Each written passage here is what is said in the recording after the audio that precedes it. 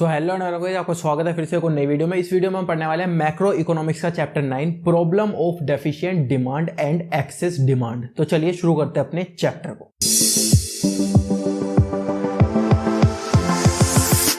और video start करने से पहले एक इंपॉर्टेंट अनाउंसमेंट, जो भी मैं आपको इस वीडियो में पढ़ाऊंगा उसके नोट्स बनाने की जरूरत आपको नहीं है, वो आपको हमारे टेलीग्राम चैनल पर मिल जाएंगे, जिसका लिंक आपको डिस्क्रिप्शन में मिल जाएगा। तो इस चैप्टर का टॉपिक 1 हमारे पास आता है full employment equilibrium and under employment equilibrium. सबसे पहले देखते हैं हम फुल एम्प्लॉयमेंट का मतलब क्या होता है। देखो, किसी भी इकोनॉमी के अंदर क्या होता है, पीपल्स होते हैं। उन पीपल्स को हम क्या करते हैं, उन पीपल्स को हम काम देते हैं,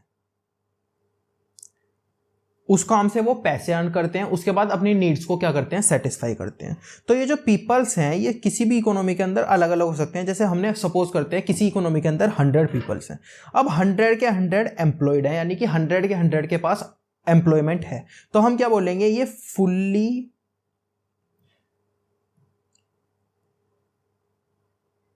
एम्प्लॉयमेंट इकोनॉमी है।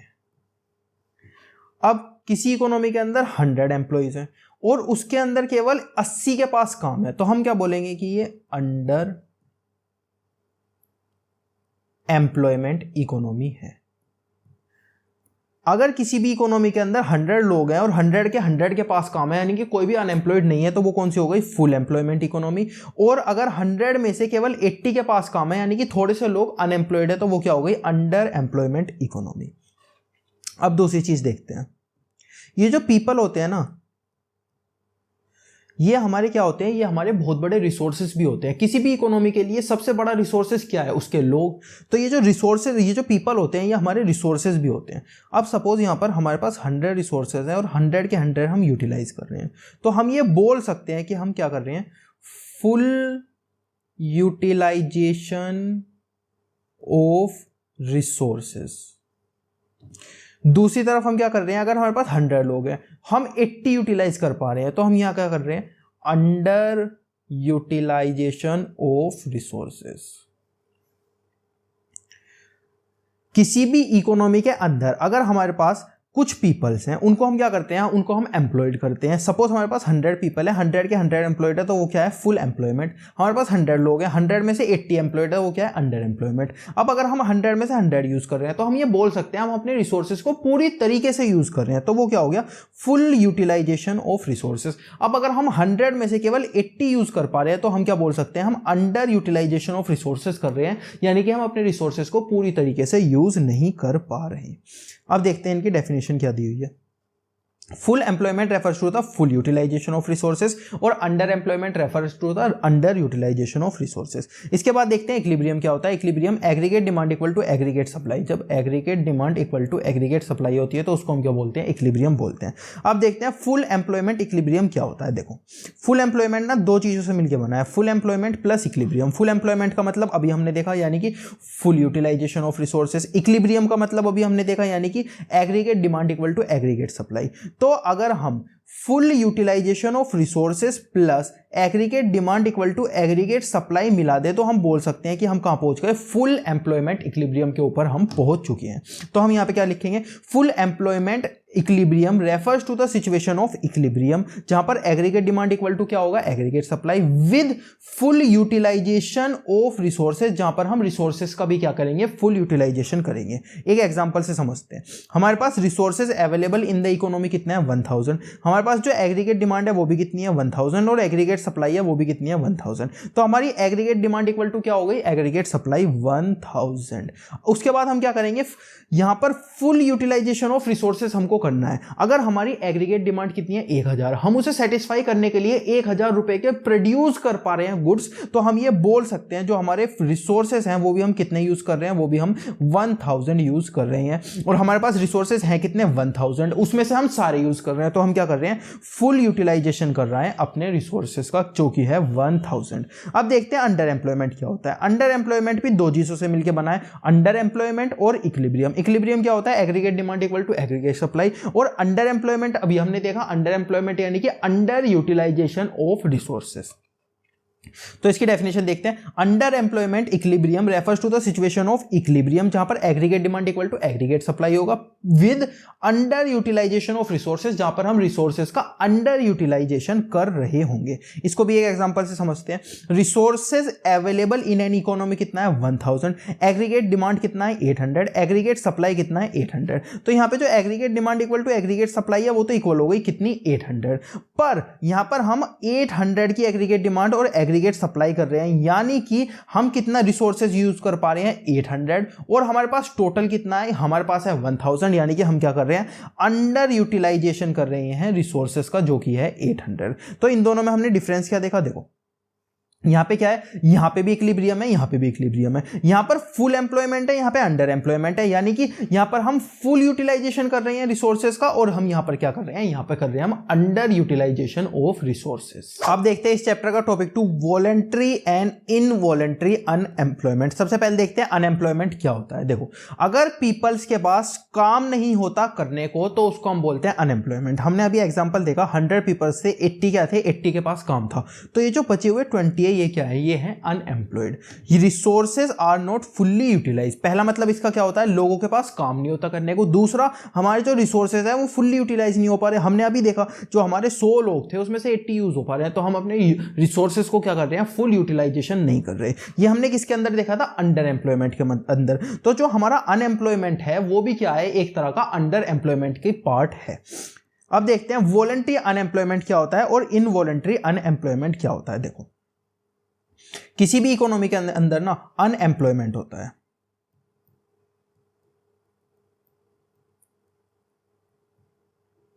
वो अनएम्प्लॉयमेंट दो टाइप का हो सकता है, एक वॉलंटरी, एक इनवॉलंटरी। वॉलंटरी मतलब जो पीपल्स, जो लोग हैं, और यहां पर जो लोग हैं ये बाय देयर चॉइस अपनी मर्जी से अनएम्प्लॉयड है। और यहां पे क्या है, यहां पर लोगों के पास वर्क ही नहीं है। यहां पे क्या है, यहां पे ये जो लोग हैं, ये जो अनएम्प्लॉयड हैं, ये क्यों है, अपनी चॉइस की वजह से अनएम्प्लॉयड है, अपनी चॉइस की वजह से अनएम्प्लॉयड है। और यहां पे इन लोगों के पास क्या है, यहां पर इनके पास काम ही नहीं है। अब ये इनका मन हो काम करने का या नहीं हो, इनके तो कोई फर्क ही नहीं पड़ता। क्यों, क्योंकि इनके पास तो काम ही नहीं है इनवॉलंटरी के अंदर। लेकिन ये जो वॉलंटरी है, यहां पर क्या है, यहां पर ये अपनी चॉइस की वजह से अनएम्प्लॉयड है। इसका मतलब सपोज मैं सुबह उठता हूं, मेरे पास जॉब तो है, मेरे पास क्या है, जॉब तो है, लेकिन मेरा मन नहीं करता वहां जाने का। या फिर मैं सोचता हूं यार मेरी सैलरी बहुत ज्यादा कम है, या फिर लोग सोचते हैं अरे आज मेरा मन नहीं है, आज मैं नहीं जा रहा, आज छुट्टी मार ले रहा हूं। तो वहां पे क्या हुआ, लोगों के पास काम तो है लेकिन वो अपनी bye their own choice unemployed है। यहां पे क्या है, यहां पे मैं सुबह उठता हूं, मुझे लगता है यार काम मुझे करना चाहिए, नहीं करना चाहिए, मेरे लगने से कोई फर्क ही नहीं पड़ता, क्योंकि मार्केट के अंदर क्या है, मार्केट के अंदर काम है ही नहीं, मतलब कि मेरे पास जो जॉब है वो है ही नहीं।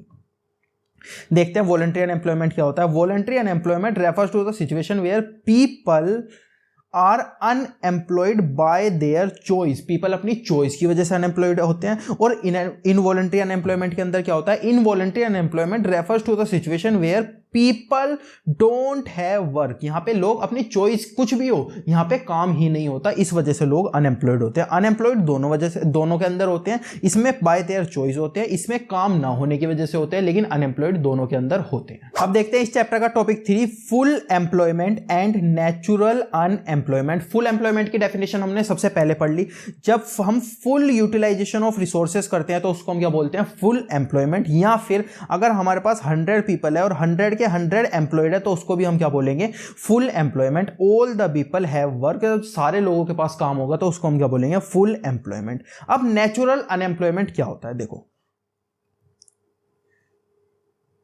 फुल एम्प्लॉयमेंट हमने किसको बोला, जब 100 में से 100 लोगों के पास काम होता है। लेकिन अगर मैं कहूं अगर 100 में से 100 लोगों के पास भी काम है तो यहां पर कुछ पीपल ऐसे भी हैं जो अनएम्प्लॉयड हैं, मतलब कि किसी के उनके पास कुछ काम ही नहीं है। अब यार 100 लोग इकोनॉमी के अंदर हैं, 100 के 100 के पास काम है, तो अनएम्प्लॉयड कौन बचा, देखते हैं कैसे हुआ। सपोज एक इंसान है, ये सुबह 8 बजे से लेकर शाम को 4 बजे तक काम करता है, मतलब इसकी शिफ्ट है सुबह 8 से शाम को 4 बजे तक। अब ये जो इंसान है ना, जब ये 4 बजे अपनी छुट्टी पे जाता है और जो ये जो दूसरा इंसान है ये अपनी छुट्टी पे आता है, तो यहां पे क्या होता है ना, 10 मिनट्स वेस्ट हो जाते हैं इनके आने की और जाने की वजह से। तो ये जो आने और जाने की वजह से 10 मिनट वेस्ट हुए, इसको भी हम एक तरह का अनएम्प्लॉयमेंट मानते हैं। क्यों? क्योंकि अगर ये वेस्ट ना होते तो ये लोग तो अपना काम करते। तो ये क्या हुआ, ये भी एक तरह का अनएम्प्लॉयमेंट हुआ। और इस तरीके के अनएम्प्लॉयमेंट को हम क्या बोलते हैं, नेचुरल अनएम्प्लॉयमेंट। यानी कि नेचुरल अनएम्प्लॉयमेंट क्या होता है, जब फुल एम्प्लॉयमेंट होता है, जहां पर फुल एम्प्लॉयमेंट होता है, 100 के 100 लोगों में काम होता है, वहां पर भी कुछ ना कुछ अनएम्प्लॉयमेंट होता है, जिसको हम बोलते हैं नेचुरल अनएम्प्लॉयमेंट। अब देखते हैं इसकी डेफिनेशन क्या है। In an economy the unemployment never be zero. Unemployment कभी भी जीरो नहीं हो सकता, चाहे 100 के 100 लोगों के पास काम है, लेकिन थोड़ा बहुत टाइम वेस्ट तो इधर उधर हो ही जाता है। इवन इन फुल एम्प्लॉयमेंट, 100 में से 100 लोगों के पास है, जब भी थोड़ा सा अनएम्प्लॉयमेंट बच जाएगा, that unemployment is known as natural unemployment. Natural unemployment are of 2 type, ये 2 टाइप का होता है। पहले फ्रिक्शनल अनएम्प्लॉयमेंट, दूसरा स्ट्रक्चर अनएम्प्लॉयमेंट। फ्रिक्शनल अनएम्प्लॉयमेंट जैसे चेंज इन जॉब, जो मैंने अभी आपको बताया शिफ्ट की वजह से जो होता है, जैसे यहाँ पे बताया था शिफ्ट चेंज होने की वजह से जो थोड़ा बहुत टाइम वेस्ट होता है, उसको हम अनएम्प्लॉयमेंट बोलते हैं। वो क्यों होता है, उसको हम क्या बोलते हैं, फ्रिक्शनल अनएम्प्लॉयमेंट। और दूसरा होता है structure unemployment. Structure unemployment long term deviation की वजह से होता है। लॉन्ग टर्म डेविएशन जैसे चेंज इन प्रोडक्शन टेक्निक। पहले हम क्या करते थे, पहले हम हैंड से अपना प्रोडक्शन करते थे, अब हम क्या करेंगे, अब हम मशीन से अपना प्रोडक्शन करेंगे। तो मशीन को हमें कहां लगाना पड़ेगा, फैक्ट्री में लगाना पड़ेगा, जब भी तो प्रोडक्शन करेगी। अब ये क्या 1 दिन में लग जाएगी, 2 दिन में लग जाएगी, हो सकता है 1-2 दिन में लग जाए, लेकिन 1-2 दिन भी तो हमारे वेस्ट ही हुए ना। तो वो जो वेस्ट हुए वो क्या हुआ, हमारा नेचुरल अनएम्प्लॉयमेंट। और नेचुरल अनएम्प्लॉयमेंट के अंदर हमारा स्ट्रक्चर अनएम्प्लॉयमेंट। दूसरा होता है जैसे फैक्ट्री यूनिट। हम कब सपोज करते हैं हमारी एक फैक्ट्री थी, वो जो थी वो ओल्ड हो गई, तो अब हम क्या करेंगे, हम इसकी जगह न्यू फैक्ट्री बनाएंगे। अब ये न्यू फैक्ट्री एकदम से बन जाएगी नहीं, थोड़ा सा टाइम तो ये भी लेगी, तो उसकी वजह से जो टाइम वेस्ट होगा उसको हम क्या बोलेंगे, अनएम्प्लॉयमेंट बोलेंगे। क्या बोलेंगे, नेचुरल अनएम्प्लॉयमेंट। और उसके अंदर कौन सा बोलेंगे, स्ट्रक्चर अनएम्प्लॉयमेंट। अब पढ़ते हैं इस चैप्टर का topic 4, problem of deficient demand. Deficient demand की प्रॉब्लम। सबसे पहले देखते हैं डेफिशिएंट डिमांड होती क्या है। देखो, हमारी इकोनॉमी के अंदर कुछ एग्रीगेट डिमांड होती है। जैसे पहले 1000 थी, अब कितनी हो गई, 800 एग्रीगेट डिमांड हो गई। तो ये जो एग्रीगेट डिमांड कम हुई, ये कितने से कम हुई, ये हुई 200 से कम। तो ये जो 200 है, इसको हम क्या बोलेंगे, डेफिशिएंट डिमांड।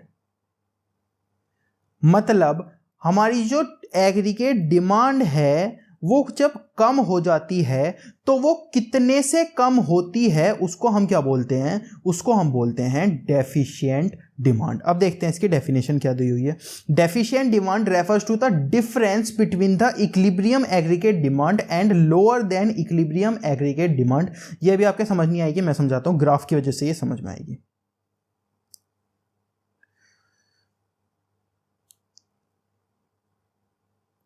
ये हमारी एग्रीगेट सप्लाई है, ये हमारी एग्रीगेट डिमांड है। अब क्या दिक्कत आई, हमारी ये जो एग्रीगेट डिमांड है ना, ये थोड़ी सी कम हो गई।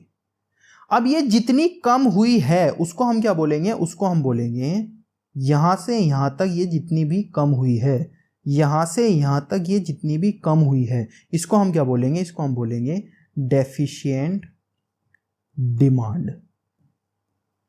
यहां पे पहले ये कितनी थी, पहले हमने एग्जांपल लिया था 1000 थी, फिर 800 हो गई, यहां पे थी 1000 और यहां पर कितनी हो गई, 800 हो गई। तो ये कितने से कम हुई, ये हुई 200 से कम। और जितने से ये कम होती है उसको हम क्या बोलते हैं, उसको हम बोलते हैं डेफिशिएंट डिमांड। अब इसका ग्राफ देखते हैं।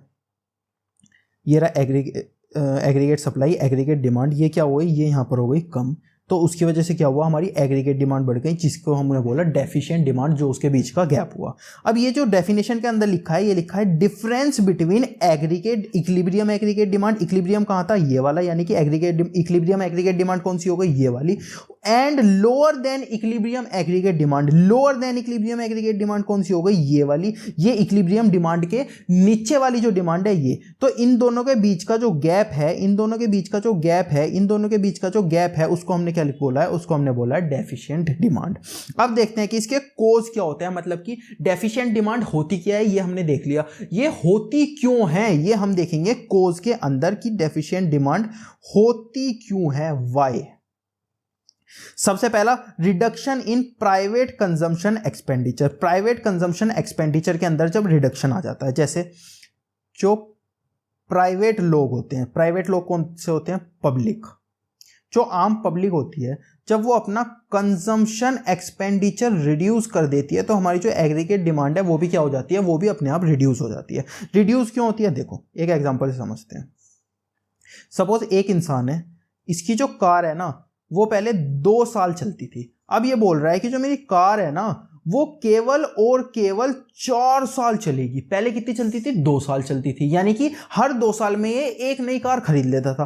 अब कितनी चलेगी? अब चलेगी ये 4 साल, यानी कि ये हर 4 साल में एक कार खरीदेगा। तो जो कार की एग्रीगेट डिमांड है वो क्या हो जाएगी? कम हो जाएगी। तो यहां पर जब रिडक्शन हो जाता है प्राइवेट कंजम्पशन एक्सपेंडिचर में, प्राइवेट कंजम्पशन इंडिविजुअल लोग जो हैं वो कंजम्पशन एक्सपेंडिचर कम कर देते हैं, तो हमारी जो एग्रीगेट डिमांड है वो भी क्या हो जाती है? वो भी अपने आप कम हो जाती है। अब reduction in private investment expenditure, देखो ये जो प्राइवेट लोग हैं ये क्या हुआ? ये तो इन्होंने कंजम्पशन एक्सपेंडिचर किया। अब यहां पर हम एक और एग्जांपल लेते हैं। ये इंसान है, ये इन्वेस्टमेंट करता है, यानी कि ये शेयर खरीदता है। शेयर खरीदता है ये 500। अब इसने बोला कि मैं केवल 100 शेयर खरीदा करूंगा, तो एग्रीगेट डिमांड जो है शेयर की वो क्या हो गई? एग्रीगेट डिमांड शेयर की अपने आप से कम हो गई। तो अगर हमारे ये जो प्राइवेट लोग होते हैं ये इन्वेस्टमेंट एक्सपेंडिचर के अंदर कटौती करते हैं, उसको कम करते हैं, तो जो हमारी एग्रीगेट डिमांड है वो भी क्या हो जाती है? कम हो जाती है। Private individual for investment due to reduction in expenditure aggregate demand also reduce. इसके बाद थर्ड देखते हैं, reduction in government expenditure. Government expenditure क्या होता है? देखो एक एग्जांपल से देखते हैं। पहले गवर्नमेंट रोड बनवाती थी 1000 किलोमीटर का, अब गवर्नमेंट बोल रही है मैं केवल 100 किलोमीटर का रोड बनवाऊंगी। तो जो पहले 1000 बनाने के लिए रॉ मटेरियल लगता था, लेबर लगती थी, अब क्या होगी? उनकी डिमांड कम हो जाएगी। क्यों? क्योंकि केवल 100 किलोमीटर का रोड बनेगी। तो जो हमारी एग्रीगेट डिमांड है वो क्यों हो जाती है? कम हो जाती है। Expenditure done by government is reduce, then aggregate demand also reduce. आप देखते हैं और किस किस की वजह से हमारी जो एग्रीगेट डिमांड है वो कम होती है और हमारी डेफिशिएंट डिमांड प्रोड्यूस हो जाती है। Decline in export. एक्सपोर्ट अगर कम हो जाता है, एक्सपोर्ट कम हो जाता है मतलब देखो ये इंडिया है, ये रेस्ट ऑफ वर्ल्ड है। पहली सिचुएशन अज्यूम करते हैं, इंडिया जो है ये 200 यूनिट प्रोड्यूस करता है। 200 में से सेल्फ ये 100 यूनिट कंज्यूम कर लेता है और बाकी की जो 100 यूनिट है वो किसे दे देता है? रेस्ट ऑफ वर्ल्ड को दे देता है, यानी कि एक्सपोर्ट कर देता है। अब रेस्ट ऑफ वर्ल्ड ने पता है क्या बोला? कि हमें ना तुम्हारे एक्सपोर्ट की जरूरत नहीं है। तो यहां पे क्या हो गई? ये जो हमारी डिमांड है यहां पर हमारी डिमांड खत्म हो गई। अब ये क्या करेगा? ये 200 यूनिट अभी भी प्रोड्यूस करेगा, तो 100 कहां रखेगा? ये 200 नहीं 100 यूनिट प्रोड्यूस करने लगेगा, यानी कि जो हमारी एग्रीगेट डिमांड है वो कम हो जाएगी। क्यों कम हो जाएगी? क्योंकि हमारा एक्सपोर्ट भी क्या हुआ? एक्सपोर्ट हुआ हमारा कम। तो यहां पे लिखा है decline in export if demand of foreign country reduce so that export also reduce and overall demand also reduce. अगर एक्सपोर्ट कम होगा तो जो ओवरऑल डिमांड है वो भी क्या हो जाएगी? कम हो जाएगी। इसके बाद rise in import. Rise in import मतलब देखो सपोज ये इंडिया है, ये क्या है? ये रेस्ट ऑफ वर्ल्ड। इंडिया क्या करता था ना, इंडिया 100 यूनिट प्रोड्यूस करता था। अब यहां पे क्या करता था इंडिया? 100 यूनिट ये लोग प्रोड्यूस करते थे। यहां पे हमने क्या किया? हमने राइज कर दिया इंपोर्ट, यानी कि ये जो 100 यूनिट इंडिया प्रोड्यूस करता था इसमें से 100 यूनिट कंज्यूम करता था। अब इंडिया वालों ने पता है क्या बोला? कि हम ना केवल 50 यूनिट कंज्यूम करेंगे। तो भाई 50 यूनिट कहां से लाओगे? 50 यूनिट ना हम यहां से इंपोर्ट कर लेंगे। हम क्या कर लेंगे? हम यहां से इंपोर्ट कर लेंगे कितनी यूनिट? 50 यूनिट। अब 50 यूनिट यहां पे इंपोर्ट कर ली, 50 यहां पे इंपोर्ट कर ली, तो यहां पे क्या हुआ? 50 प्लस करके हमारी जो 100 का कंजम्पशन था वो हो गया। अब हमारा जो इंपोर्ट है वो राइज हो गया। इंपोर्ट जो है हमारा राइज हो गया, जिसकी वजह से जो हमारी एग्रीगेट डिमांड थी ये वाली 50 यूनिट्स की, ये क्या हो गई, ये डिक्लाइन हो गई। तो अगर हमारे इंपोर्ट्स राइज होते हैं तो हमारी जो एग्रीगेट डिमांड है वो मार्केट के अंदर क्या हो जाती है, वो हो जाती है कम। If demand of foreign product increase in any country, then demand of domestic produce reduce। अगर फॉरेन प्रोडक्ट की डिमांड हम ज़्यादा करेंगे तो हमारे जो इंडियन प्रोडक्ट है उसकी डिमांड क्या हो जाएगी, अपने आप हो जाएगी कम। इसके बाद increase in tax rate, tax rate increase होगा। देखो अगर किसी भी प्रोडक्ट के ऊपर टैक्स कभी भी इंक्रीज होता है ना, तो जो उसका प्राइस है वो अपने आप इंक्रीज हो जाता है, और प्राइस इंक्रीज होता है तो जो डिमांड है वो कम हो जाती है। इस वजह से जो हमारी एग्रीगेट डिमांड है, ओवरऑल जो डिमांड है वो भी क्या हो जाती है, कम हो जाती है। तो if tax are increase by the government on any goods then their demand will automatically क्या हो जाएगी, फॉल हो जाएगी। हमने क्या पढ़ा, सबसे पहले हमने पढ़ा डेफिशिएंट डिमांड क्या होती है, उसके बाद हमने देखा कोज, वो होती क्यों है। अब हमने देख लिया भाई वो हो जाती है, चलो जो भी दिक्कत रही होगी, लेकिन उसकी होने की वजह से इकोनॉमी के अंदर क्या क्या चेंजेस आते हैं वो हम किसके अंदर पढ़ेंगे, वो हम पढ़ेंगे कॉन्सिक्वेंसेस के अंदर। चेंजेस क्या क्या आते हैं इकोनॉमी के अंदर वो हम पढ़ेंगे कॉन्सिक्वेंसेस के अंदर, कि हमारी जो डिमांड है वो कम हो गई, उसकी वजह से जो हमारी डेफिशिएंट डिमांड आई उसकी वजह से क्या क्या चेंजेस आए इकोनॉमी के अंदर। सबसे पहले आया under employment equilibrium. Under employment equilibrium क्या होता है, जगह नहीं बची,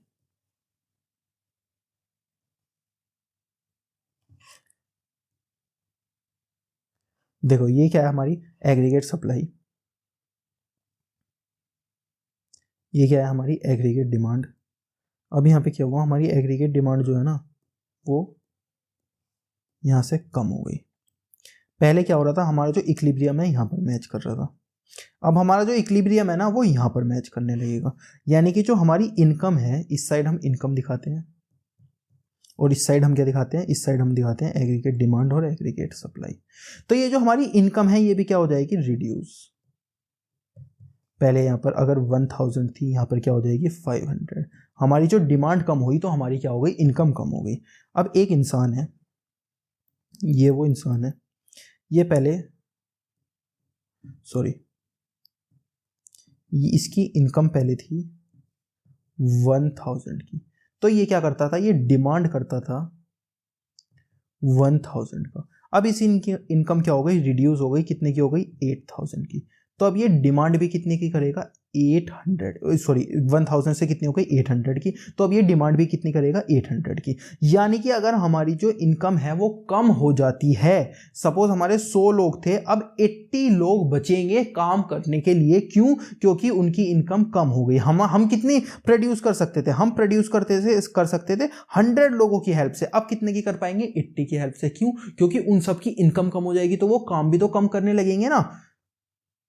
तो यहां पे क्या होगा, अगर हमारी अंडर एम्प्लॉयमेंट इक्विलिब्रियम पे हम पहुंच जाएंगे तो उसकी वजह से क्या होगा, हमारी जो इनकम है वो यहां पर कम हो जाएगी, और इनकम कम होने की वजह से क्या होगा, जो हमारा इक्विलिब्रियम है वो अंडर एम्प्लॉयमेंट पे आ जाएगा। क्यों, क्योंकि लोगों की अगर इनकम कम होगी तो वो काम भी कम करेंगे। इसका मतलब थोड़ा ना थोड़ा अनएम्प्लॉयमेंट इकोनॉमी के अंदर आ जाएगा, जिसकी वजह से हम इस इक्विलिब्रियम से लेकर इस इक्विलिब्रियम पर पहुंच जाएंगे, जो कि हो जाएगा अंडर एम्प्लॉयमेंट इक्विलिब्रियम। इसको यहां से देखते हैं, if aggregate demand fall so that equilibrium point also reduce and it leads to underemployment equilibrium।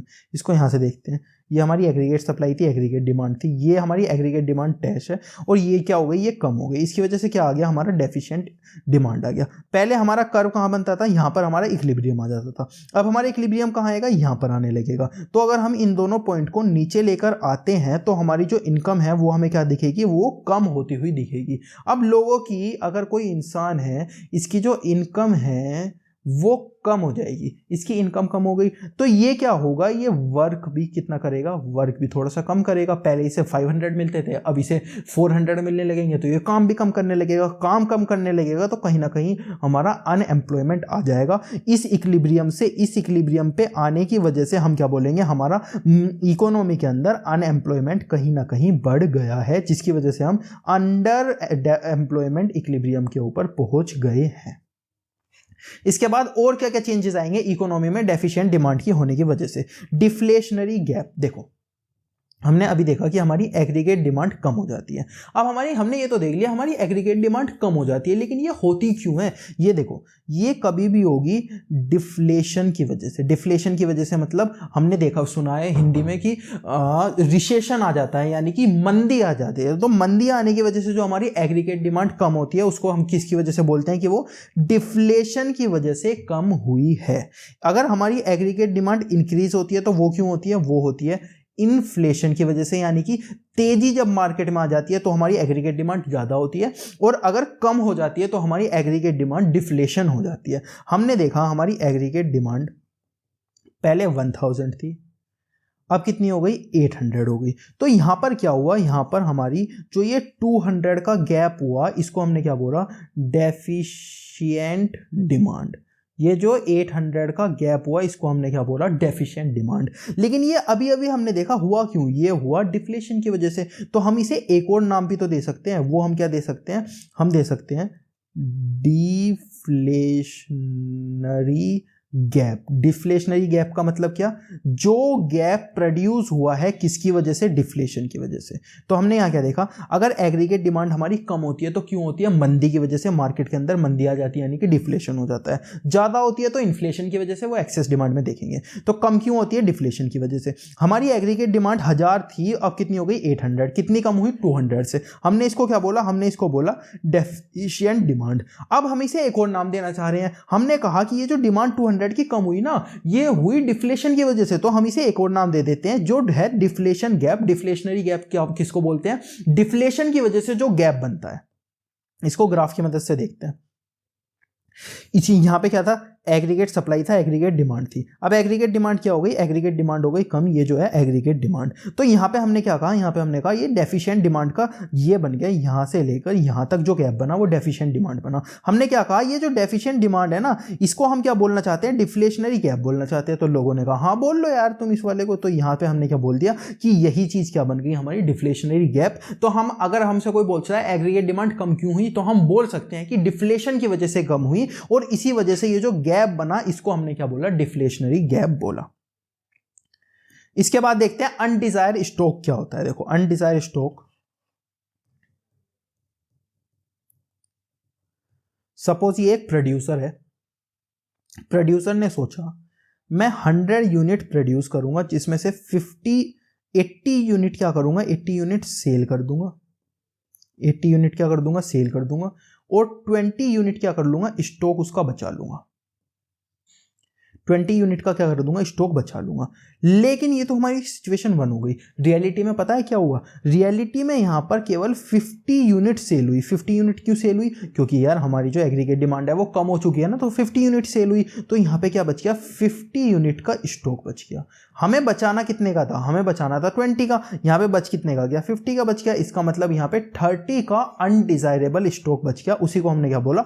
Undesirable stock. तो हमारी डेफिशिएंट डिमांड की वजह से जो हमारी डिमांड कम हुई, जिसकी वजह से डेफिशिएंट डिमांड आई, तो वहां पे क्या हो जाएगा? वहां पे अनडिजायरेबल स्टॉक बच जाएगा डिमांड के कम होने की वजह से। Reduce aggregate demand, undesirable stock. इसके बाद loss of profit. Loss of profit क्या होता है? देखो यहां पर ही देखते हैं। प्रोड्यूसर ने क्या सोचा? मैं 100 यूनिट की सेल करूंगा। मैं 100 यूनिट की क्या करूंगा? सेल करूंगा। इसके ऊपर मुझे प्रॉफिट हो जाएगा 10 रुपीज का। मैं 100 रुपीज की अगर सेल करूंगा तो 10 रुपीज का मुझे क्या हो जाएगा? प्रॉफिट। लेकिन यहां पे हमारी एग्रीगेट डिमांड कम हो गई, तो इसकी जो सेल है वो भी इसकी कम हो गई, और सेल हुई केवल 80 की। इसकी सेल हुई 80 की। तो हमारा प्रॉफिट कितना हो जाएगा? हमारा प्रॉफिट हो जाएगा 8 का। तो हमारा प्रॉफिट के भी क्या होगा? प्रॉफिट भी रिड्यूस हो जाएगा, जिसको हम क्या बोलेंगे? Loss of profit. तो लॉस ऑफ प्रॉफिट क्या हुआ? हमारी सेल कम होने की वजह से, एग्रीगेट डिमांड कम होने की वजह से सेल कम हो गई। सेल कम होने की वजह से प्रॉफिट भी कम हो जाएगा, जिसको हमने क्या बोला? Loss of profit. Producer plan some profit on a level of sale, but due to reduce in aggregate demand such figure of sale does not achieve. ये वाली जो फिगर थी सेल की 100 की, ये वाली अचीव नहीं हो पाई, 80 की अचीव हो पाई बस। इसीलिए प्रोड्यूसर ने क्या सफर करा? लॉस ऑफ प्रॉफिट सफर किया। अब हम देखते हैं इस चैप्टर का अपना अगला topic, problem of excess demand. अभी हमने क्या देखा, प्रॉब्लम ऑफ डेफिशिएंट डिमांड। अब हम देखेंगे प्रॉब्लम ऑफ एक्सेस डिमांड। देखो हमारी जो एग्रीगेट डिमांड थी वो पहले कितनी थी, 1000 की, अब कितनी हो गई, 1200 की। पहले क्या हुआ था, 1000 की थी, 800 हो गई थी, डिमांड कम हो गई थी। अब क्या हुआ, हमारी जो एग्रीगेट डिमांड है वो ज्यादा हो गई। तो ये कितने से ज्यादा हुई उसको हमने क्या बोला, excess demand.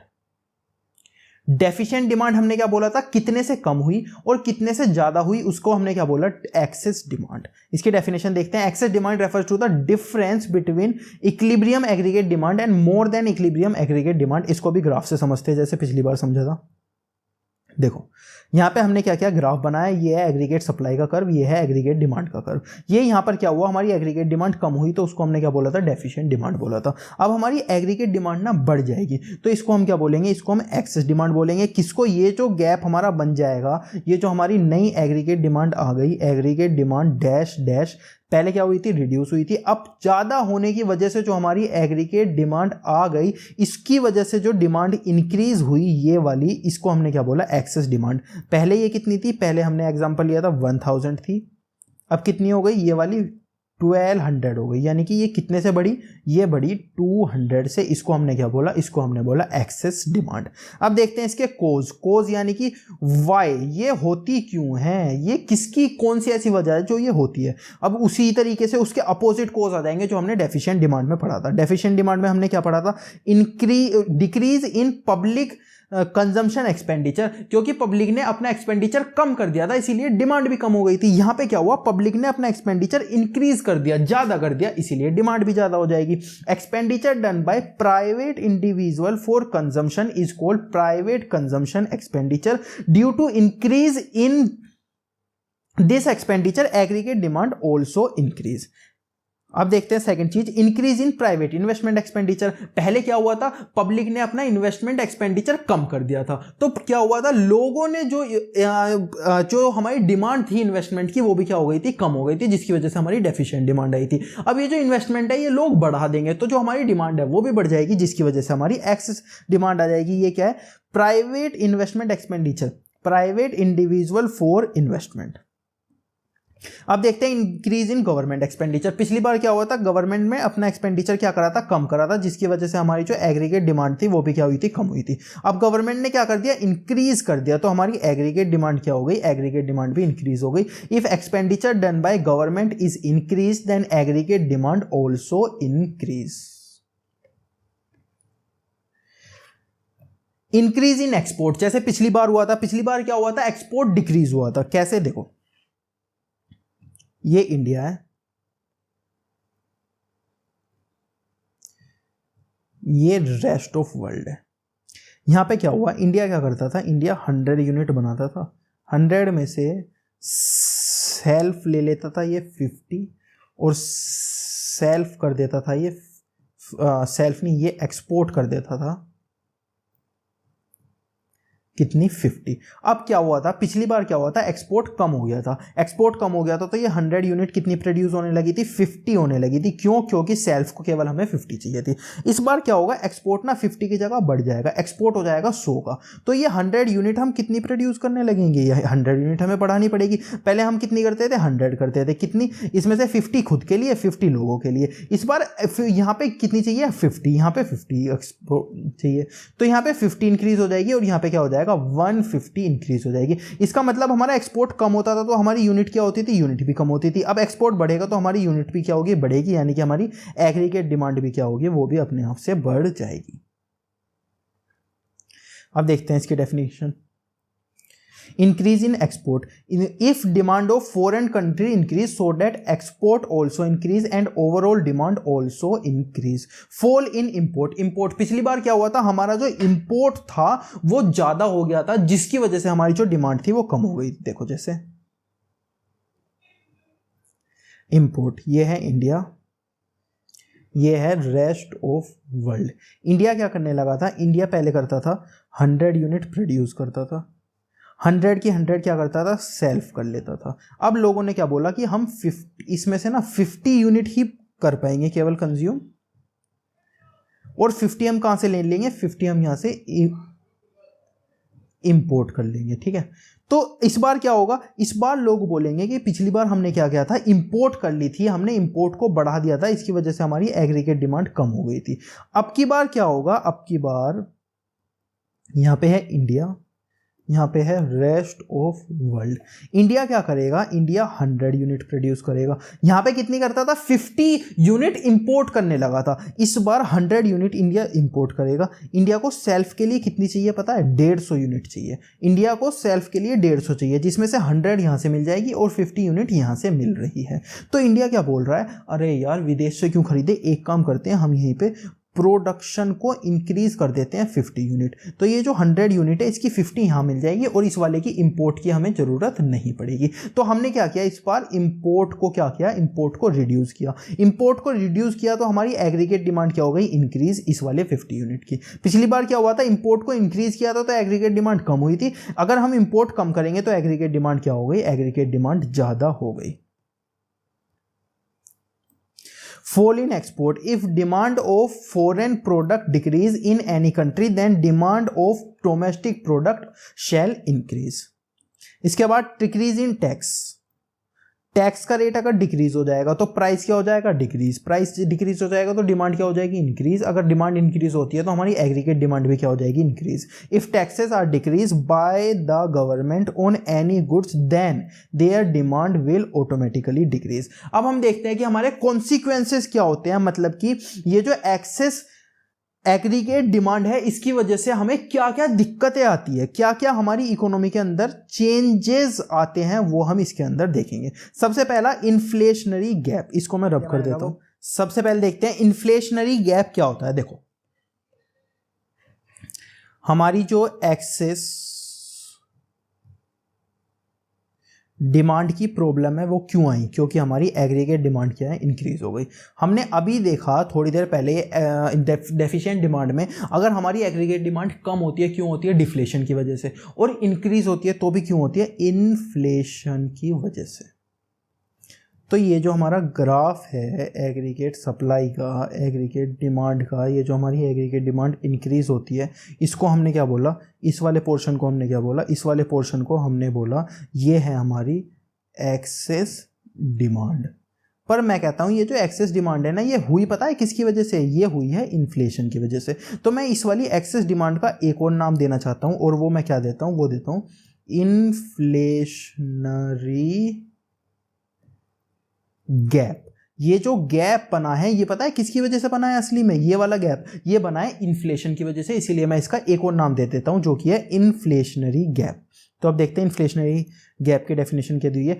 Access demand occur due to increase in demand and demand will increase due to inflation so that inflationary gap made. यहां पे भी हमने देखा ये जो डिमांड कम हुई थी तो क्या आया था, डेफिशिएंट डिमांड। ये जो डिमांड इंक्रीज हुई थी तो क्या हुआ था, एक्सेस डिमांड। और इसको हमने क्या बोला, इन्फ्लेशनरी गैप, और इसको हमने क्या बोला था, डिफ्लेशनरी गैप। Deflationary gap. अब देखते हैं second, static GDP. Static GDP क्या होती है, देखो पिछली बार हमने क्या किया था ना, ये हमारी डेफिशिएंट डिमांड में हम देखते हैं, पहले हमने क्या किया था, ये हमारी एग्रीगेट डिमांड थी, एग्रीगेट डिमांड डैश बन गई थी, यानी कि एग्रीगेट डिमांड कम हो गई थी, और डेफिशिएंट डिमांड हमने इसको बोल दिया था। पहले हमारा इक्विलिब्रियम ये था, फिर हमारा इक्विलिब्रियम क्या हो गया, ये हो गया, यानी कि यहाँ से लेकर इक्विलिब्रियम क्या हो गया, नीचे चला गया। इसका मतलब अगर हमारा इक्विलिब्रियम ऐसे नीचे गया है, हम इस पॉइंट को नीचे करते हैं, तो जो हमारी इनकम है वो भी क्या हो जाएगी, नीचे चली जाएगी। इनकम है वो भी क्या हो जाएगी, कम हो जाएगी। पहले थी 1000, यहाँ पे क्या हो गई, 800 इनकम हो गई। अब क्योंकि हमारी इनकम रिड्यूस हुई है तो जो पीपल्स हैं, पहले 100 लोग काम करते थे, अब 80 लोग काम करेंगे। ऐसा क्यों, अगर हमारी इनकम कम होगी इसका मतलब हम वेजेस जो है कम पे कर रहे हैं। पहले हम वेजेस 1000 पे कर रहे थे, अब हम कितने कर रहे हैं, 800 पे कर रहे हैं। पहले हम 100 लोगों को पे कर रहे थे, अब हम कितने कर रहे हैं, 80 लोगों को पे कर रहे हैं। तो जो हमारे पीपल्स हैं, यानी कि जो हमारा एम्प्लॉयमेंट है वो भी कम हो जाएगा। अगर हमारा एम्प्लॉयमेंट कम हो जाता है तो हम क्या बोलते हैं, अंडर यूटिलाइजेशन ऑफ रिसोर्सेज, या फिर एक और चीज हम उसे बोलते हैं अंडर एम्प्लॉयमेंट।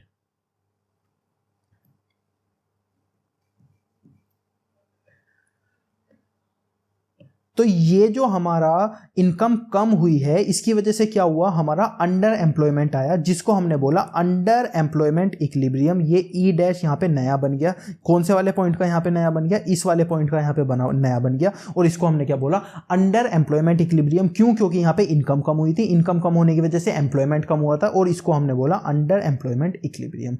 अब यहाँ पे देखते हैं कि इस वाली एक्सेस डिमांड के अंदर क्या होगा। सबसे पहले मैं इन दोनों चीजों को मिटा देता हूं।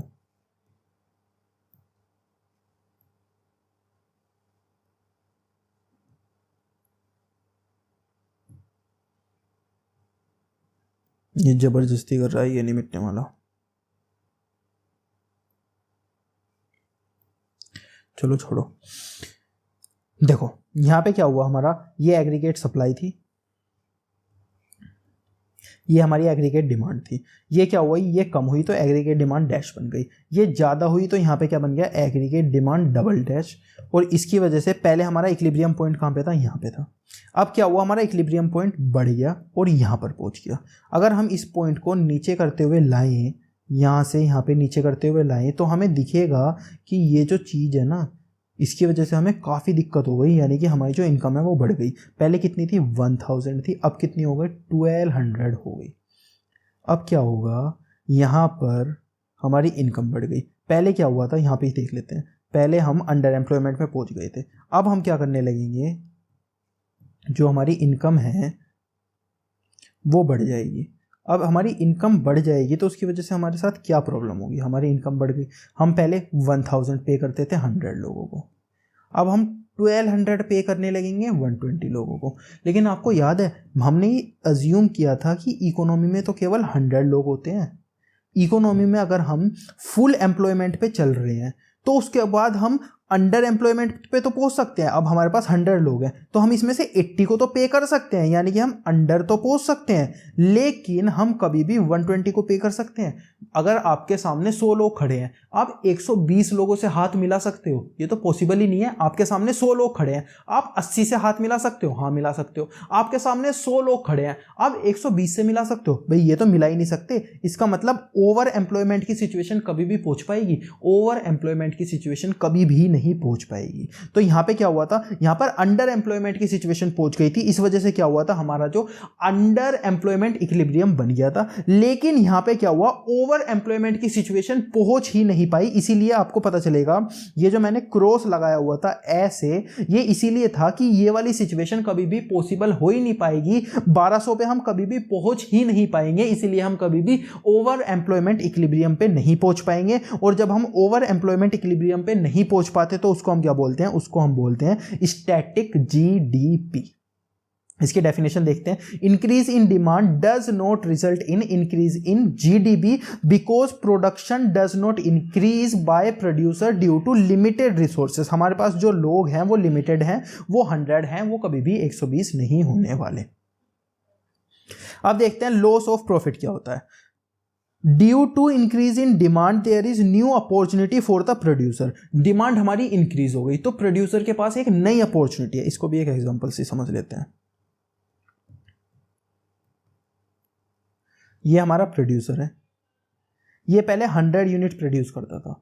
अब मार्केट के अंदर क्या है, डिमांड आ गई 200 यूनिट की, तो 120 यूनिट की, तो क्या ये प्रोड्यूस कर पाएगा?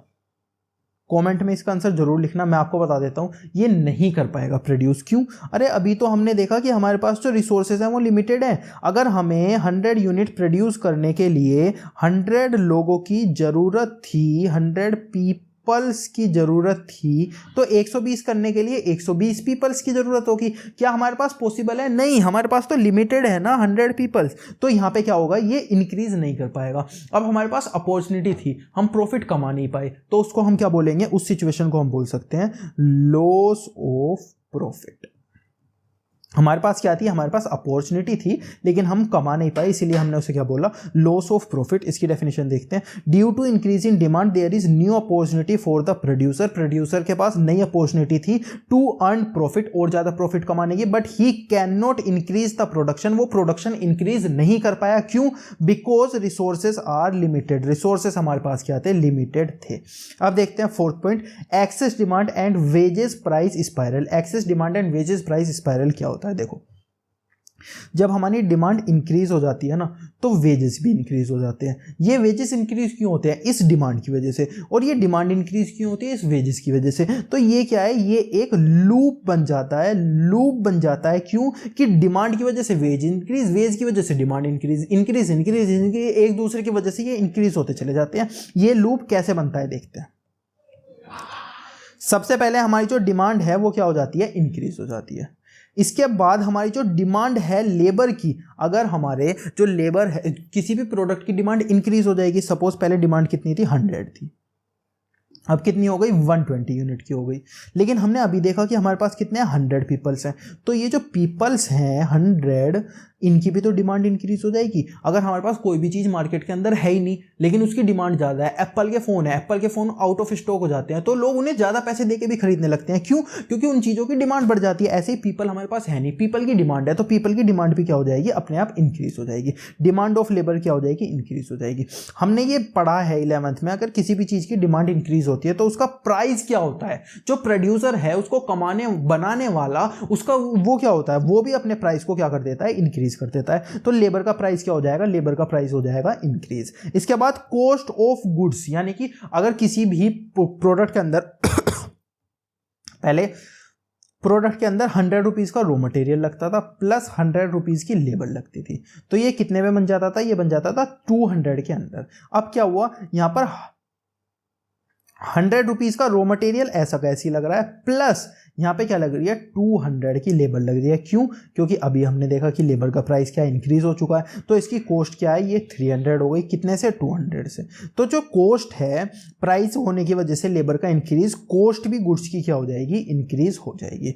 अब सबसे पहले क्या हुआ था? डिमांड हो गई थी इंक्रीज, इससे समझाते हैं। डिमांड हो गई थी इंक्रीज, उसके बाद लेबर की डिमांड क्या हो गई थी? लेबर की डिमांड भी इंक्रीज हो गई थी। उसकी वजह से लेबर का प्राइस क्या हो गया था? लेबर का प्राइस भी इंक्रीज हो गया था। लेबर के प्राइस इंक्रीज होने की वजह से कॉस्ट क्या हो गई थी? कॉस्ट ऑफ गुड्स, वो भी इंक्रीज हो गई। कॉस्ट ऑफ गुड्स इंक्रीज होने की वजह से कॉस्ट ऑफ लिविंग भी इंक्रीज हो जाता है। लिविंग इंक्रीज कैसे होता है? आप देखो, जो यूएसए है, यूएसए में क्या है? हर चीज महंगी मिलती है, वहां पे हर चीज महंगी है। क्यों? क्योंकि वहां पे कॉस्ट ऑफ लिविंग ज्यादा है, तो प्रोडक्ट की डिमांड, कॉस्ट ज्यादा होने की वजह से जो कॉस्ट ऑफ लिविंग है वो भी इंक्रीज हो जाता है। अब कॉस्ट ऑफ लिविंग इंक्रीज होने की वजह से, यानी कि जो लेबर है, लेबर किसी भी कंट्री के अंदर रह रही है, वहां पे कॉस्ट ऑफ लिविंग इंक्रीज हो गई। पहले जो बाइक है वो 50,000 की मिलती थी, अब कितने की मिलने लगी? अब 1 लाख की मिलने लगी। तो जो 50,000 की बाइक थी जो 1 लाख की मिलने लगी, जो कॉस्ट ऑफ लिविंग इंक्रीज हो गया, तो कॉस्ट ऑफ लेबर भी तो इंक्रीज होगा। तो इसकी वजह से हम यहां पर चले जाएंगे दोबारा से, और हमारी जी क्या है?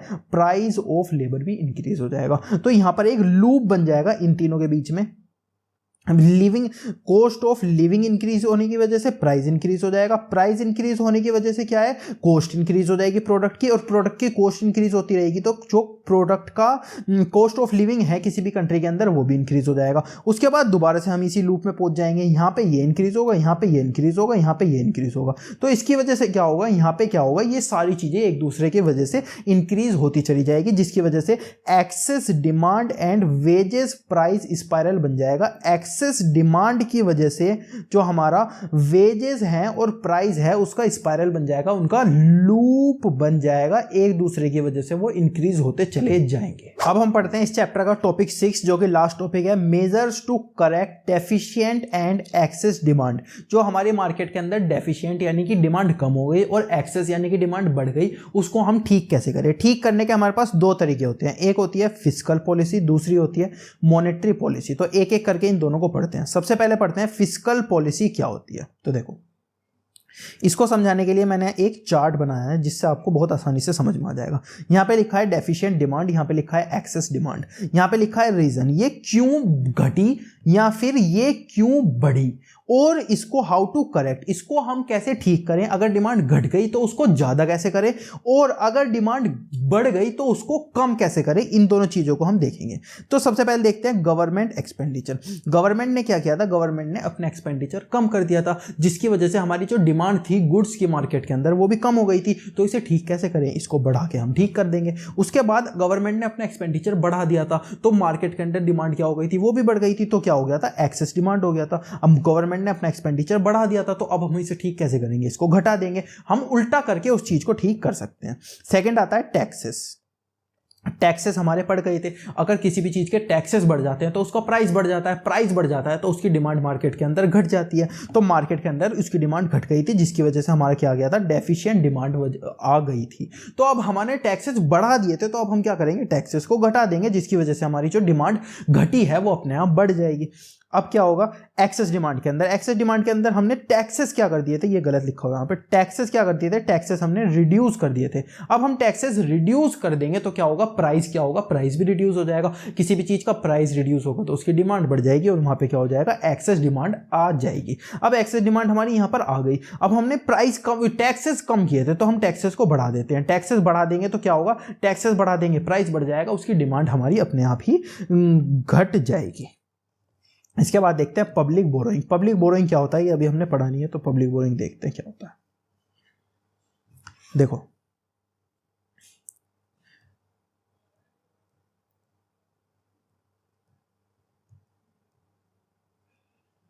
कमर्शियल बैंक्स हमारे पास होते हैं, पब्लिक हमारे पास होती है। ये पब्लिक क्या करती है ना, बैंक्स को पैसे दे देती है, क्यों, जिससे कि बैंक से ये इंटरेस्ट कमा सके। अब सपोज पब्लिक के पास 1000 रुपीज थे, पब्लिक ने यहां पर बैंक को 500 रुपीज दिए थे, तो पब्लिक के पास कितने बचे थे, पब्लिक के पास बचे थे केवल 500। तो ये 500 से क्या कर रही थी, डिमांड कर रही थी। अब यहां पे दिक्कत क्या आई ना, पब्लिक ने इन बैंक को 500 की बजाय 600 रुपीज दे दिए, तो यहां पे क्या हुआ, यहां पे 400 रुपीज बचा, यानी कि अब लोग कितने की डिमांड करेंगे, 400 की। यहां पे हमारी एग्रीगेट डिमांड घट जाएगी। दूसरी दिक्कत क्या आई, पहली दिक्कत तो ये आ गई कि 600 दे दिए। दूसरी दिक्कत आई, जो पहले 500 पब्लिक कमर्शियल बैंक को देती थी, अब केवल 400 देगी। अब 400 देगी तो पब्लिक के पास कितना बच जाएगा, पब्लिक के पास 600 बच जाएगा। 600 की डिमांड करेगी, इसका मतलब हमारी जो एग्रीगेट डिमांड है वो इंक्रीज हो जाएगी। तो पब्लिक बोरोइंग अगर हमारी 500 से 600 हुई, यानी कि इंक्रीज हुई, अगर हमारी पब्लिक बोरोइंग इंक्रीज हुई तो हमारी एग्रीगेट डिमांड डिक्रीज हुई, और अगर हमारी 500 से 400 हुई यानी कि डिक्रीज हुई, तो जो हमारी एग्रीगेट डिमांड है वो इंक्रीज हुई। इन दोनों के बीच में इनवर्स रिलेशनशिप होता है। अब देखो, ये जो हमारी पब्लिक बोरोइंग है ये इंक्रीज हुई, इस वजह से जो हमारी डिमांड थी वो डिक्रीज हुई। तो अभी हम इसे क्या करेंगे, हम इसे डिक्रीज कर देंगे, जिसकी वजह से हमारी डिमांड इंक्रीज हो जाएगी। हमारी जो पब्लिक बोरोइंग है वो कम हो गई, पब्लिक बोरोइंग हमने कम कर दी तो हमारी जो डिमांड थी वो ज्यादा हो गई। अब हम पब्लिक बोरोइंग को क्या कर देंगे, ज्यादा कर देंगे। अब हम पब्लिक बोरोइंग को क्या कर देंगे, ज्यादा कर देंगे। पब्लिक बोरोइंग ज्यादा हो जाएगी तो जो हमारी डिमांड है वो भी क्या हो जाएगी, ऑटोमेटिकली कम हो जाएगी। इसके बाद देखते हैं आरबीआई बोरोइंग। आरबीआई बोरोइंग की डेफिनेशन भी लिखी है, पर मैं आपको ऐसे समझा देता हूं। देखो, यहां पर है बैंक्स, यहां पर है पब्लिक, यहां पर है आरबीआई। आरबीआई ना कभी कभी क्या करती है, इनसे पैसा ले लेती है। पैसा क्यों लेती है, जिससे कि वो मेंटेन कर सके कुछ चीजें, उनकी पॉलिसीज होती होगी। हमें इतना समझना है कि ये ना आरबीआई कभी कभी बैंक से पैसा ले लेती है। उसको हम क्या बोलते हैं, उसको हम बोलते हैं आरबीआई बोरोइंग्स। ठीक है, अब यहां पे क्या हुआ, बैंक के पास ना 1000 रुपीज थे, आरबीआई ने बैंक से कितना ले लिया, 500 रुपीज ले लिए। बैंक के पास कितने बचे, बैंक के पास बचे अब 500 रुपीज। तो ये 500 रुपीज बैंक ने क्या करती है, बैंक ने पब्लिक को दे दिए, किस फॉर्म में, लोन की फॉर्म में। तो पब्लिक यहाँ पे क्या कर रही है, यहाँ पे डिमांड कर रही है पब्लिक कितने रुपए की, 500 रुपीज की। अब हम देखते हैं इसमें सिचुएशन क्या दिक्कत आई हमारे साथ। ये जो 1000 रुपए थे ना बैंक्स के पास, आरबीआई ने इसमें से 400 रुपीज लिए, तो यहाँ पे कितने बच गए, यहाँ पे 600 रुपीज बच गए। अब 600 रुपीज बच गए तो यहाँ पे कितना लोन दिया गया, यहाँ पे लोन दिया गया 600 रुपीज का। तो डिमांड यहाँ पे कितनी होने लगी, यहाँ पे डिमांड होने लगी 600 रुपीज की। अब एक और दिक्कत हमारे पास आ गई, ये तो हो गया केस 1, ये हो गया केस 2। यहाँ पे क्या है, 1000 रुपीज का है, और यहाँ पे इन्होंने क्या किया, पिछली बार 500 कर रहे थे, 500 से 400 कर दिया। अब की बार इन्होंने क्या किया, 500 से 600 कर दिया, यानी कि इन्होंने बढ़ा दिया। अब बढ़ा दिया तो यहाँ पे कितना बचा, 400 बचा लोन देने के लिए। तो इन्होंने क्या किया, इन्होंने लोन दिया 400 का। तो यहाँ पे क्या हुआ, डिमांड क्या हो गई, 400 की डिमांड हो गई।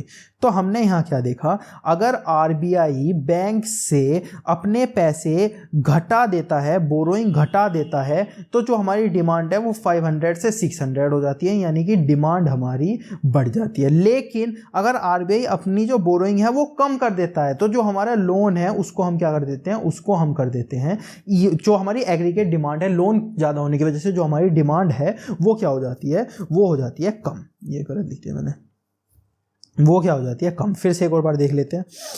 500 रुपीज़, अगर हमारे पास 1000 थे, यहाँ पे 500 हम दे रहे थे, 500 इसे दे रहे थे और लोन 500 का हो रहा था, डिमांड हो रही थी 500 रुपीज़ की। अब यहाँ पे क्या हुआ, यहाँ पे हमारे साथ एक दिक्कत सी हो गई। यहाँ पे जो आरबीआई है, आरबीआई ने ये 500 से क्या कर दिया, 400 पे ला दिया, यानी कि इसे कम कर दिया। तो हमारी एग्रीगेट डिमांड, ये लोन ज़्यादा हो गया, इस वजह से हमारी एग्रीगेट डिमांड ज़्यादा हो गई।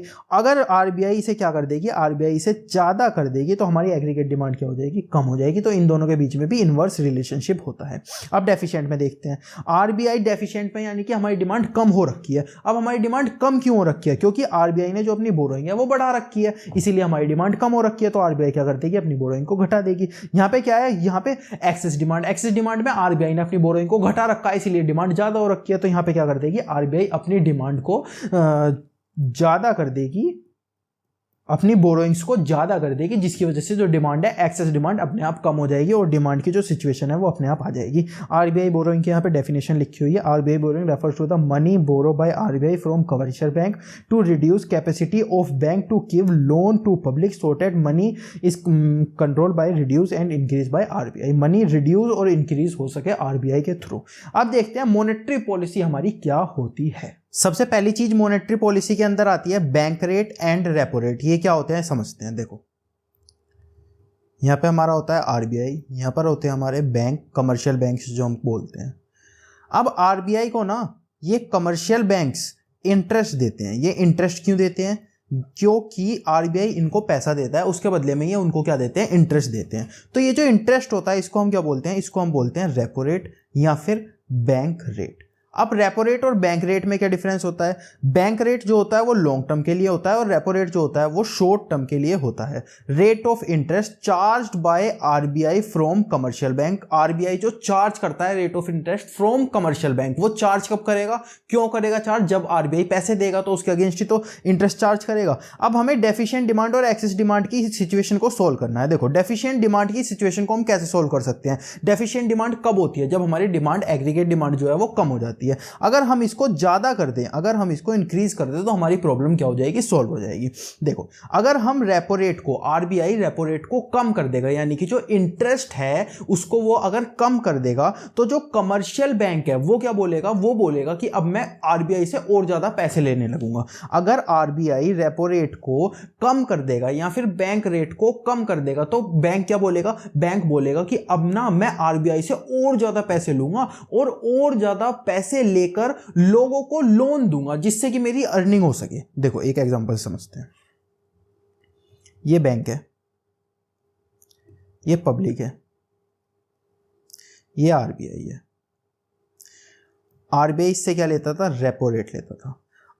कितना रेपो रेट लेता था, 10% का लेता था। अब लेगा 5% का। यहां पर बैंक पता है इससे कितने पैसे लेता था 10% के टाइम पे, 10% के टाइम पे बैंक इससे पैसे लेता था ₹1000। अब बैंक क्या बोल रहा है, अगर तुमने 5% कर दिया ना रेट, तो मैं क्या करता हूं, मैं तुमसे 10,000 की जगह 1500 रुपीज लेने लगता हूं। अब ये पहले कितना लेता था, ये पहले लेता था 10,000 रुपीज लेता था। तो 10,000 रुपीज लेने के टाइम पे, एक सेकंड में इसकी स्क्रीन रिकॉर्ड, ठीक है, 10,000 रुपीज लेने के टाइम पे ये क्या करता था, ये 1,000 रुपीज लेता था और अब क्या लेगा, अब ये 15,000 रुपीज देगा। जब यहाँ पे ये इतने लेता था तो यहाँ पे लोन कितने का दे पाता था, ये लोन दे पाता था केवल 1,000 रुपीज का। अब 1,500 इसने ले लिए तो 1,500 का ये लोन दे देगा। तो यहाँ पर जो मनी है इस बैंक के पास वो क्या हो जाएगी, इंक्रीज हो जाएगी। वही सेम चीज यहाँ पे लिखी हुई है।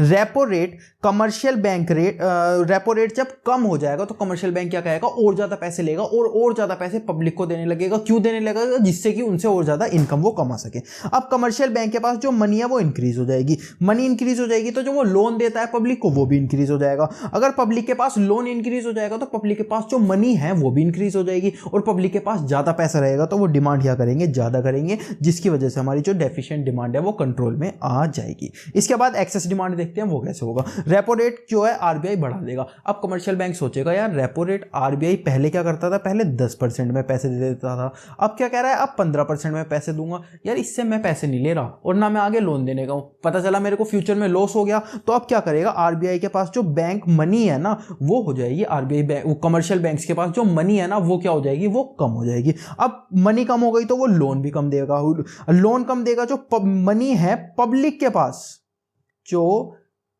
पब्लिक के पास मनी है उसका क्या होगा, वो वाली मनी भी कम हो जाएगी। अब पब्लिक के पास पैसा ही नहीं है तो वो डिमांड कहां से करेंगे, डिमांड अपने आप रिड्यूस हो जाएगी, और एक्सेस डिमांड जो हमारी डिमांड बढ़ चुकी है वो अपने आप कम हो जाएगी। तो मॉनेटरी पॉलिसी में बैंक रेट और रेपो रेट के थ्रू आरबीआई या फिर सेंट्रल बैंक जो हमारा है वो क्या कर सकता है, कंट्रोल कर सकता है डेफिशिएंट डिमांड और एक्सेस डिमांड की प्रॉब्लम को। इसके बाद देखते हैं reverse repo rate. Reverse repo rate क्या होता है, rate of interest charge by commercial bank from RBI. ये वाला इंटरेस्ट कौन चार्ज करता है, सपोज ये बैंक से, ये आरबीआई है, ये क्या है हमारे कमर्शियल बैंक्स, आरबीआई इनको इंटरेस्ट देता है। क्यों इंटरेस्ट देता है, क्योंकि इनसे आरबीआई क्या लेता है, इनसे आरबीआई पैसे लेता है। मतलब कि आरबीआई अगर इनसे पैसे लेगा तो इनको क्या देगा, बदले में इंटरेस्ट देगा, और उस इंटरेस्ट को हम क्या बोलेंगे, उस इंटरेस्ट को बोलेंगे रिवर्स रेपो रेट। इसमें लॉन्ग टर्म शॉर्ट टर्म नहीं होता, इसमें सिर्फ एक ही होता है रिवर्स रेपो रेट, चाहे लॉन्ग टर्म के लिए हो या शॉर्ट टर्म के लिए हो। अब डेफिशिएंट डिमांड की प्रॉब्लम को हमें सोल्व करना है। देखो जो हमारा आरबीआई है, जो हमारे आरबीआई अगर कमर्शियल बैंक को रिवर्स रेपो रेट कम देने लगे, यानी कि जो आरबीआई कमर्शियल बैंक है उनके लिए इंटरेस्ट कम कर दे, पहले कितना देता था, पहले 10% देता था, अब बोल रहा है कि 5% देगा। अब कमर्शियल बैंक पता है क्या सोचेगा, यार एक बात बताओ, ये 5% इंटरेस्ट मेरे को दे रहा है, लेकिन जो मेरी पब्लिक है, जो आम पब्लिक है वो मुझे 7% इंटरेस्ट दे रही है, वो जो पब्लिक है वो मुझे 7% इंटरेस्ट दे रही है, और आरबीआई कितना दे रहा है, आरबीआई केवल 5% दे रहा है। तो एक काम ना करूं, मैं आरबीआई को पैसे क्यों दूं, एक काम करता हूं पब्लिक को पैसे दे देता हूं। तो कमर्शियल बैंक के पास जो मनी है वो ज्यादा हो जाएगी,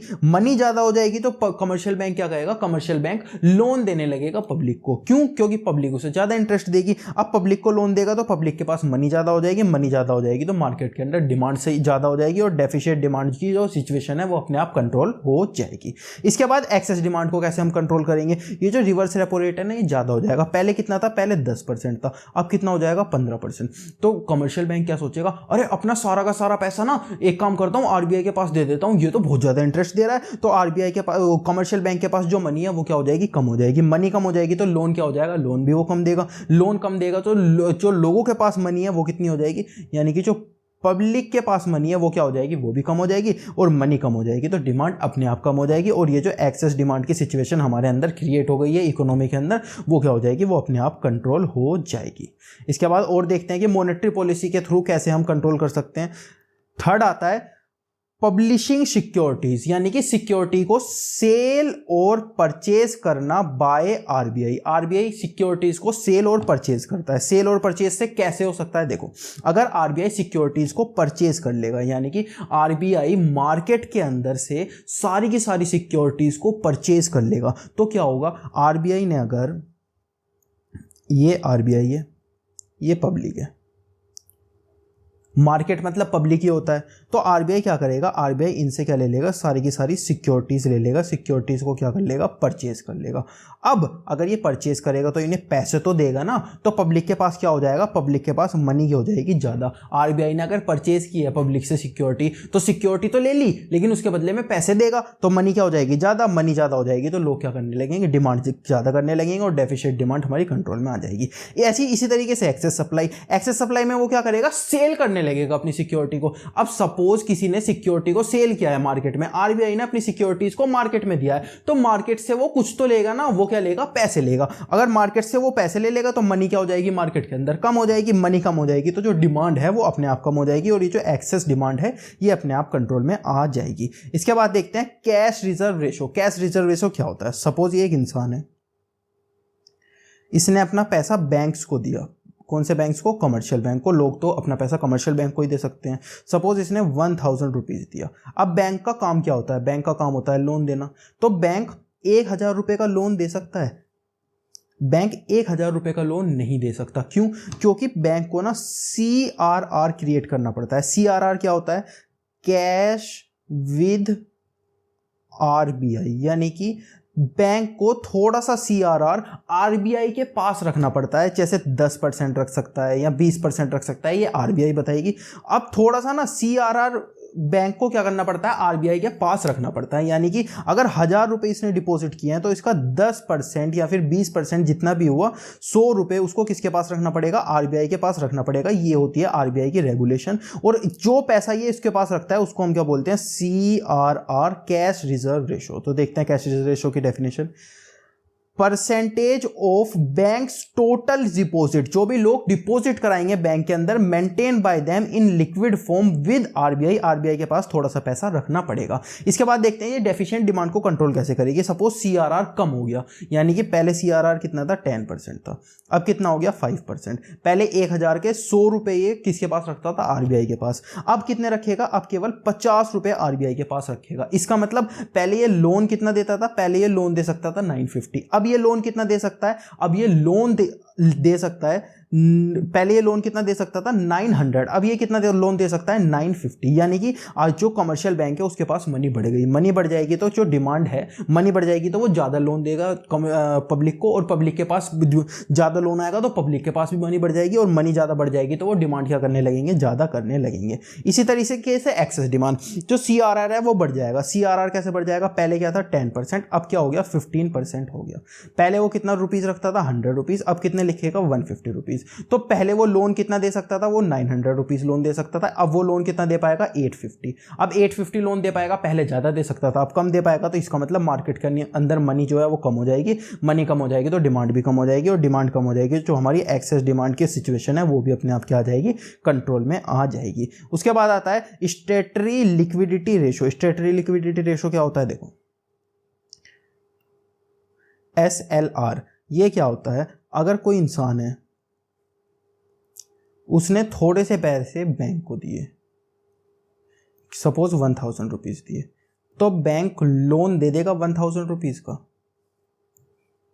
नहीं। थोड़ा पैसा तो ये क्या रखेगा? ये CRR में लिखेगा।